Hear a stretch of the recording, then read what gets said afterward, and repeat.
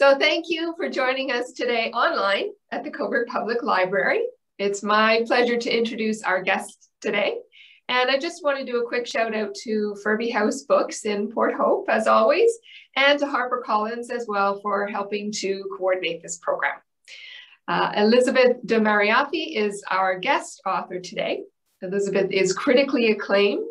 She has 3 books: the Scotiabank Giller Prize nominated short story collection, How to Get Along with Women, the literary thriller The Devil You Know, and the 1950s era Hitchcock-style thriller Hysteria, both of which were were named Globe and Mail Best Books of the Year and shortlisted for the Thomas Riddell Atlantic Fiction Prize. Today, we are excited to explore her 4th and newest novel, The Retreat, about a dancer who must separate truth from lies in order to survive a deadly storm at a remote mountain arts retreat. We are grateful to have Ashley Pimenter host our program again today. Ashley has done numerous interviews for us, and each one has been a delight. When Ashley's not reading or consoling her fretful dog, she is creating resources as a training coordinator to support the volunteers who dedicate their time to the Girl Guides of Canada. She is also the co-chair of the Red Maple Awards Steering Committee and writes reviews for the Canadian Children's Book News. So without further ado, Ashley, I'll hand it over to you. Thank you so much. I'm so glad to be back. Hello, everyone. So nice to see you. And we have the honor of being here with Elisabeth today for her new book, The Retreat, which is coming out on July 13th. So sneak peek for some of you. Let's jump right in. This book is a thriller, and so we're going to try really careful to not do any spoilers. So we're going to just go with this. And let's start at the beginning, which is you start your novel with this evocative quote from Martha Graham, which is, I'm just going to read it so I don't mess it up. The body says what words cannot. And I had such an interesting experience with this quote as a reader because I'd kind of assumed you meant dead bodies.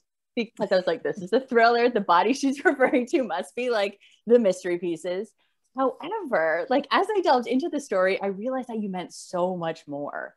So as a writer, how do you plant such a seed for your readers without giving too much away right at the offset? Oh, that's a really good question, actually, because epigraphs, I think epigraphs are so important to authors, and I don't know how important they are to readers. So it's really interesting for me to hear you say that. That Martha Graham quote was really important to me because I was exploring a different kind of art that's very physical. So, my character, Maeve Martin, is a professional dancer. And she goes to this retreat to try, she's in her 30s, she has 2 children, and she's going to try to reinvigorate her career. And she's going to do this by creating her own dance company. And the reason that she's left performing largely is that her 2nd child was born by C-section. So that is something that I didn't, obviously, I'm a writer. When I go to a writer's retreat, my experience is very different. It's like my experience everywhere. I am by myself in a room trying to make up stories. And that's, of course, not what Maeve's doing at all. So when I was sort of in that generation phase of thinking about this character and what she was going to do, there were a lot of different ways that I approached that, but one of them, and I think one of the things that was most important to it was I spoke to a friend of mine who was actually a childhood friend. We were actually in Girl Guides together, and who is a professional dancer and runs her own company. And the reason she runs her own company is she had a pregnancy that had been a C-section. And she just was very honest with me and said, well, the thing is that once the surgeon cuts those core muscles, you can never dance again in the same way. You can never, right? And that I don't think is something that we really think about because these surgeries are so normalized, and obviously for really good reasons. We want women to be able to heal and move on. But for someone who uses their body in shaping their career, as their career, a surgery like that can be a real career ender.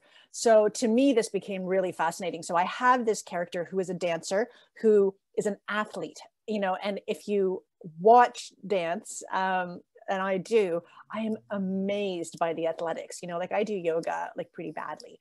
But so I could never, you know, I could like, I watch, you know, the sort of the athletics and the back bending and the flexibility. And I know how hard that must be, because like 1/10 of that is really hard for me. So I took this character who is so physically oriented and physically driven. And then I put her in a situation where she was also going to have to survive something physically, not just by her wits, but physically survive this crazy storm. So to me, that Martha Graham quote was so important, because I have a dancer who is not only performing for others, but trying to create her own work and trying to use dance, as many of us artists in different disciplines do, to you know, process trauma and to express and to tell stories. And that becomes so important in the course of this particular story. But that's why I liked that quote. The other edition of the book in the US actually has a different epigraph. And that's because the laws are different. So that epigraph in the States is from a song called Elias Artiste.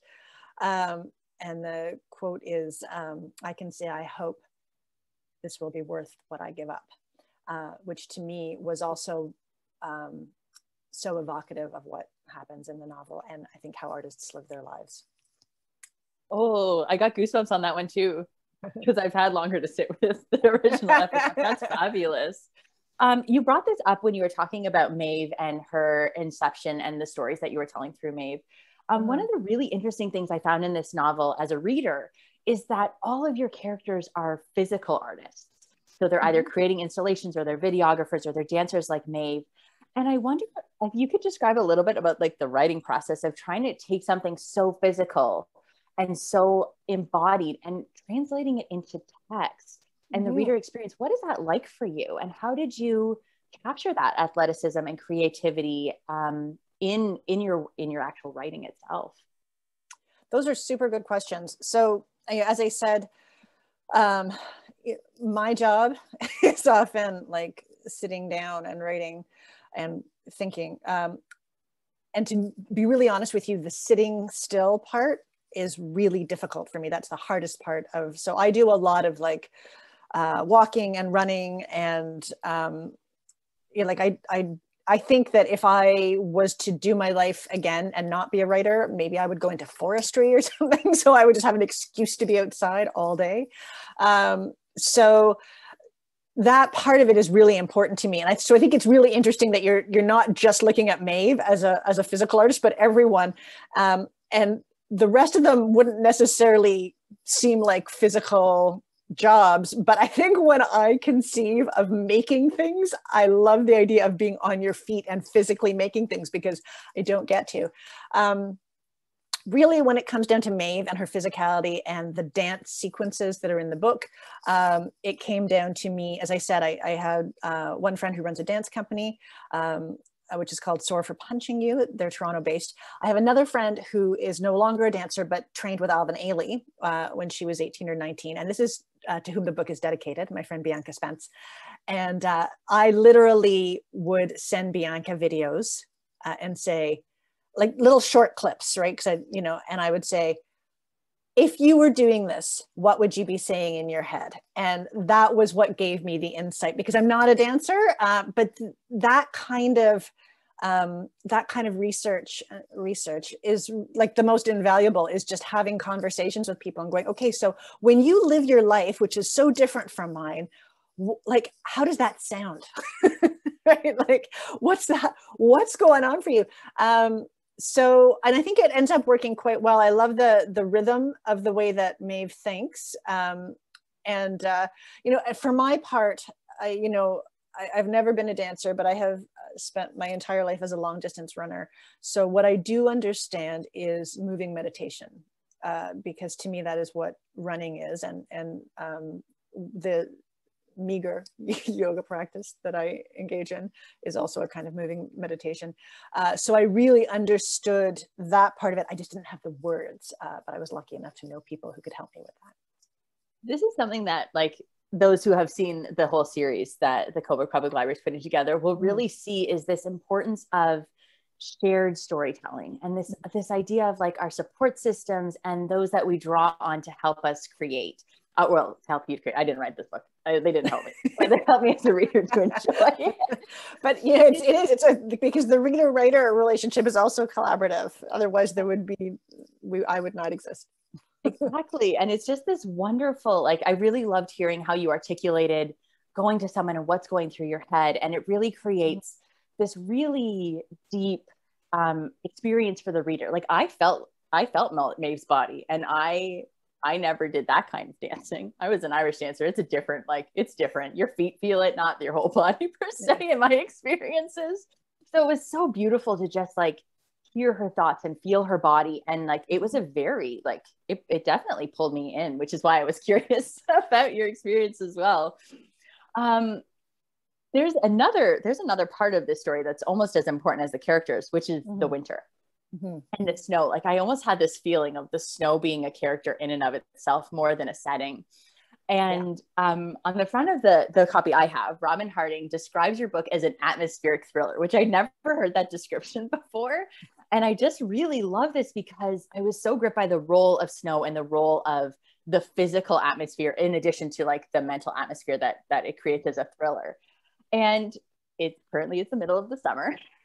And I really love that it was like the startling reminder of the power of snow and the power of winter as a scary thing in and of itself. And I'm curious about what, as a writer, drew you to write about a book set in the winter instead of at another point in time, like the spring or the summer, or even like the slushiness of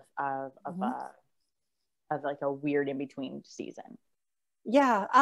Well, there was a couple of things for sure. So for one thing, I mean, more than two, but I mean, there's obviously a lot of influences that come into this book. One of them, I obviously love The Shining. There's no question. There's a little Shining atmosphere in the story. Okay, so I really did go. So in the retreat, the arts retreat is called the High Water Center for the Arts. It's sort of set maybe in the Rockies, but it's a little non-specific. I really did go to the Banff Center for the Arts in 2009. And so I had some of the same experiences that Maeve had, in that I had to leave 2 kids behind to go do that. And I was really trying to create momentum in my own writing career. And I went actually earlier in the season than she does. I went in October, and I was there for about 3 days, and winter came in early. So, and when I say winter, I mean, it was like -20. As I told you, I'm a runner, and I had luckily packed my winter running gear. I guess I didn't know how cold it would be in the mountains, but it was like ice and snow level within a few days. And that was early, but people weren't like super thrown off by it. So, so in my mind, that sort of unexpectedness of winter was really part of it. Now, the other thing that's happened since that was a long time ago, was 2009. Since then, is in 2012, I moved to Newfoundland. So we have lots of weather in Newfoundland, most of it involving precipitation of one kind or another. We're having a beautiful summer right now, so one of the things that I got used to since I've moved here is a few times a year, we'll have like a really big whopping snowstorm. So several years ago, I became involved right after, I guess in, 2016, early 2017, I became involved in the Women's March movement. And I was one of the coordinators of the Women's March here in St. John's, which the Women's March usually falls at around January 20th. January 20th is almost always like a massive snowstorm here. So our first Women's March was snowed out. Our second one, and we did it totally online, and it was sort of before we were all used to this. So we did it on Facebook Live because nobody could leave their houses. And then, so when I say a big snowstorm, I mean about twice a year, we'll have a snowstorm where I make sure all the snow shovels are inside because I won't be able to get out my front door in the morning. I go out my back sliders, often jump the fence in my backyard, come back around to the front of the house and shovel my way to the front door. We're pretty used to it, right, at this point. Then when I was working on revisions in February 2020, or January 2020, I'm trying to remember the exact date. I think it's the January 20th storm that happened. So the retreat, you know, we'd written it in first draft. I had written it in first draft, but I was now working with my editors on revisions and rewrites. And we had this, like, this is pre-pandemic, we had this massive storm in St. John's, and it was like a once in 100 years, like a century storm. We got over 1 meter of snow in 24 hours. It was like out of control, you know, and they did call it Snowmageddon, which I had already put in the book, right? I'd already sort of like used that because those sort of ridiculous words that the media use, snowpocalypse, Snowmageddon, which makes it sound sort of like potentially a ride at Canada's Wonderland. And it's so much less fun than that. So what was really neat was I had already written a book that had had a catastrophic snowstorm, that had had people of, you know, people in sort of a remote place where they're accustomed to weather, but we're also really accustomed to convenience, right? All of us in modern society. And now I got to sort of weirdly put it to the test, because what happened in St. John's was the city had to call a state of emergency, and that was a state of emergency for an entire week. So for us in St. John's, when the pandemic first came in and things got shut down, we had already lived in some ways a more extreme version of that, because in that state of emergency, the grocery stores were closed, the pharmacies were closed. I mean, like, nothing was open. You weren't allowed to drive on the roads. The military came in. The goal was just to get the city basically livable again, to make sure people were safe. And what happened immediately was the most vulnerable people ran out of things. And then within about 24 hours, to be honest with you, people who are not very vulnerable also ran out of things. So what was fascinating for me was that within 2 or 3 days, they had to open the pharmacies a couple of hours a day, even though you couldn't really drive the city yet, because people were out of medication, because we're so accustomed to being able to do things like, oh shoot, I've got 2 pills left in my prescription I take every day of my life. I better call the pharmacy and get that refill, right?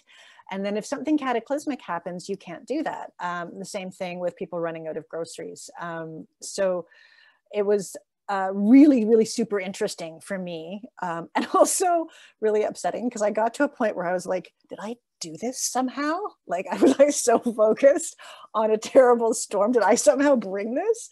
And there were, of course, lots of really great fun things about Snowmageddon. Everybody built giant snow forts in their backyard, and nobody was going to work, and it was sort of crazy and fun, you know. And I think when the snowstorm first hits in the retreat, there is that crazy fun moment too, where it's cozy and there's sort of hygge, and we love that, right? Big fires, and there's snow outside, and we're going to have this cozy party inside, and that wears thin as soon as things start to actually go wrong, you know. And in the retreat, of course, they're up in the mountain and they get cut off from the village below. And because there's only a few people, it's sort of between seasons, or between semesters, if you will, between programs. There's only a few people there, and the fewer people we have somewhere, then the sort of less infrastructure we have in a way. Anyway, that's a really long answer to your question. No, it was fabulous. It's important to hear about like the real life moments that lend to the believability. Like, I had no problem imagining. Now, I also knew that you were in St. John's, and so I was like, oh yeah, people made fridges outside their front door.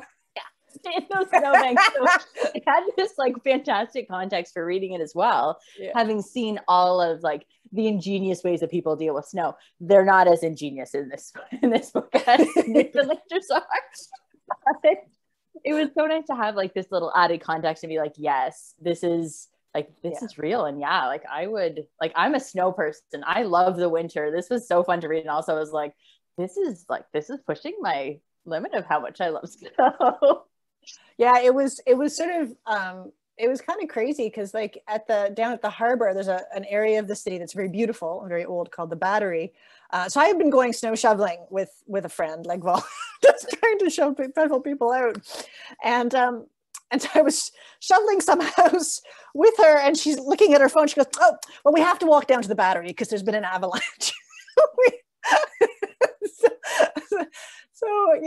So we can really, like, I don't know, like, it was one of those things where when you're writing from your imagination, you're projecting, and it does feel imaginary. And then I lived this scenario where I was like, oh no, this is totally possible. And if a place with as much infrastructure as a city can be shut down, then I can't even imagine, you know, if you someplace remote.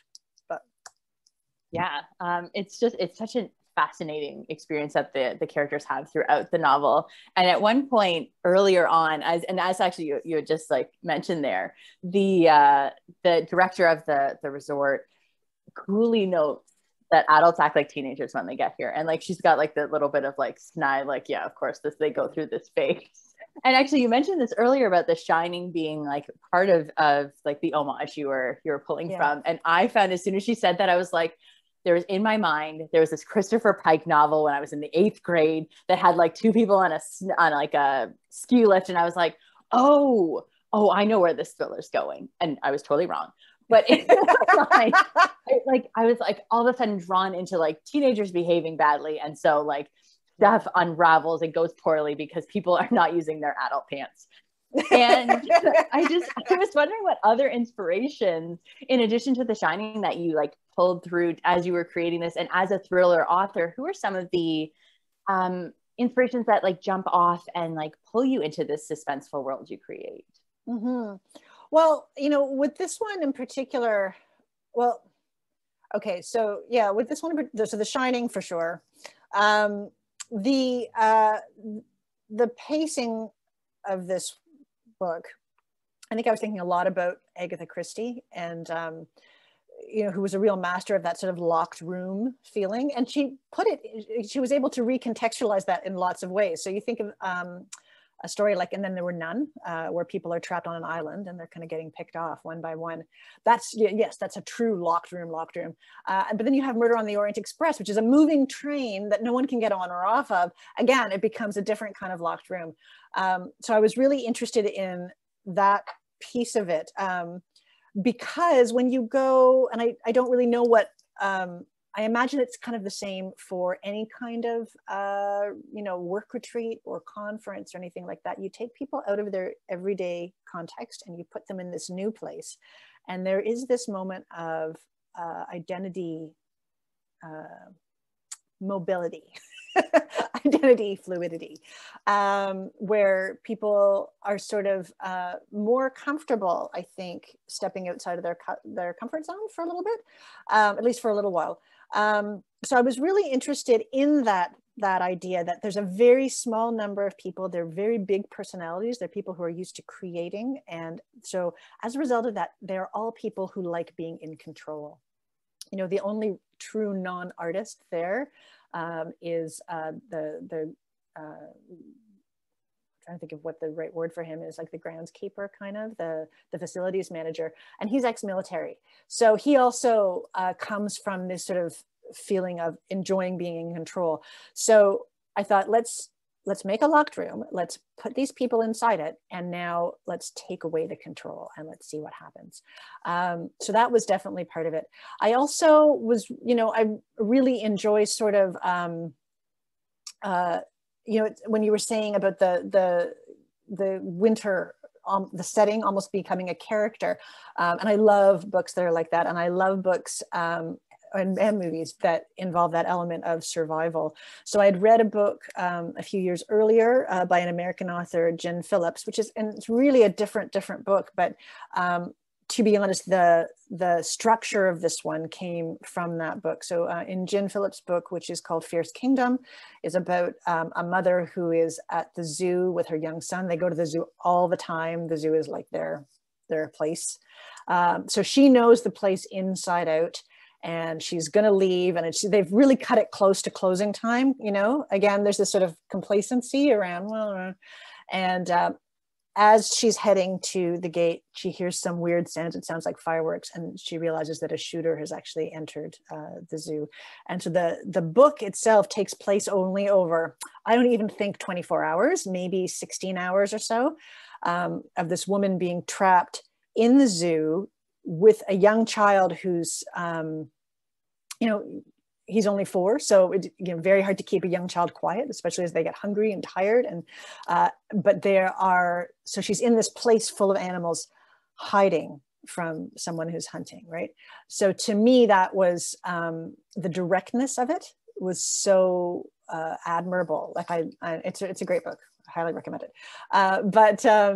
But what I wanted to do, the last book I'd written was Hysteria, which was really sort of expansive and set in the 50s and had a lot of sort of like Hitchcock elements, but also elements of fairy tale, and it was and the Twilight Zone. It had a lot of different things in it, and I thought, I want to write a book that is like that we start here and we end here, and and this book just ticks along day by day, right? Day 1, day 2, day 3. So I liked that survival part of it as well. I did love that you chunk the book into days instead of chapters, because like you can almost feel like, as a reader, I could almost feel the day beginning to drag as I was like, oh, am I at the end of the chapters? Is this a good spot where I can like put this book down yet? But no, I'm going to keep going. Like almost, drag is the wrong word because drag has negative connotation in this case, but it almost like it pulls you to feel the length of the day, which is such an interesting reading experience. Now, conveniently for those readers who are like a little bit concerned about long chapters, there's lots of page breaks. So you can like totally take a bookmark and it's totally doable. But I felt like, I was like, how has this only been 3 days?